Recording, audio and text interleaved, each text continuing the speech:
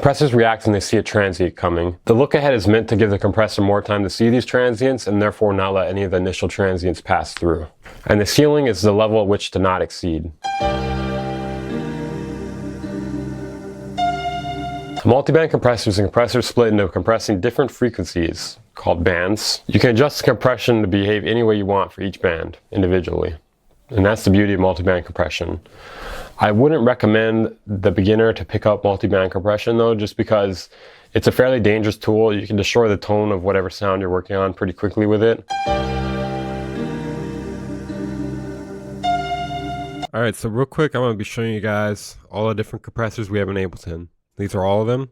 The compressor, the glue compressor, the multiband dynamics, aka the multiband compressor, and the limiter. I'm going to teach you how to use all of them real quick, except for the multiband compressor. That one is more for advanced compression.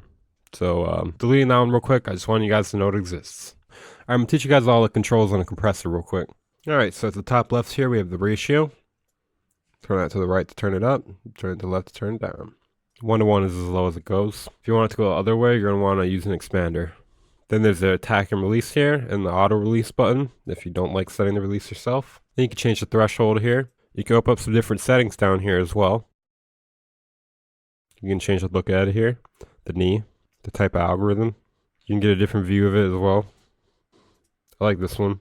You can change the threshold here, the output. You can change the mode.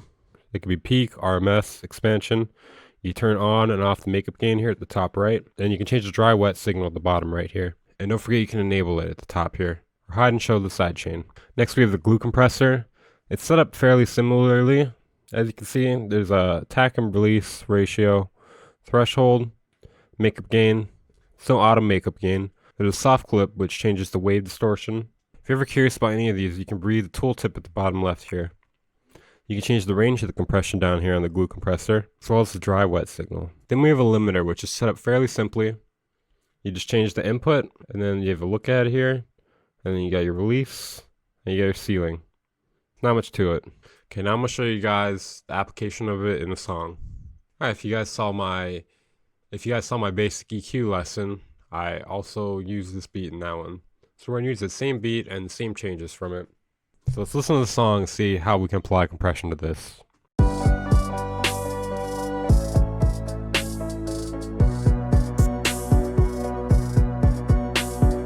I think I might be able to shape the kick a little bit with some compression. So I'm going to put a compressor on the kick. Then I am going to bring down the threshold. Let's leave on the makeup gain.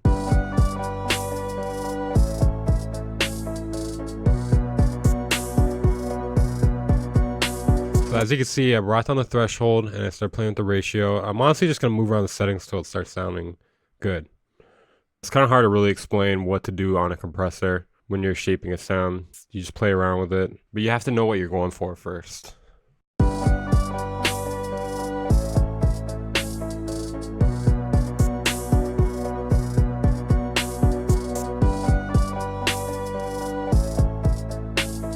So now I got it sounding pretty cool. I'm going to play with the dry wet knob so it sounds even better than that.